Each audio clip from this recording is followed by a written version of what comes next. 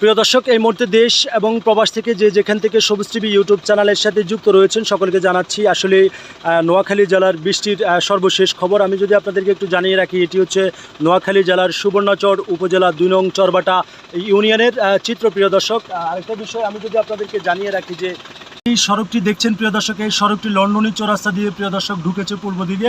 এখানকার চিত্রটা যদি একটু দেখিয়ে রাখি, মানুষের ঘর বাড়িতে কিন্তু টানা বৃষ্টি হওয়ার কারণে মানুষ পানিবন্দী হয়ে পড়ে আছেন। এই বাড়িগুলো পানির ভিতরে অবস্থান করছেন। আমি এই মুহূর্তে সরাসরি দেখানোর চেষ্টা করছি। দর্শক, এই যে বাড়ি যেটি দেখছেন আসলে এটাও কিন্তু একেবারে পানিবন্দী অবস্থায় বিরাজ করছেন। চতুর্দিকে কিন্তু পানি সাগরের মতো, মেঘনা নদীর মতো পানি দেখা যাচ্ছে। আমি দেখানোর চেষ্টা করছি। এখানকার যারা বসত করছে আসলে তাদের বাড়ির ঘাটা যেটি রয়েছে সেটাও কিন্তু ডুবে গিয়েছে। একেবারে মনে হচ্ছে যে তারা মেঘনা নদীর তীরে কোনো চরে অবস্থান করছে।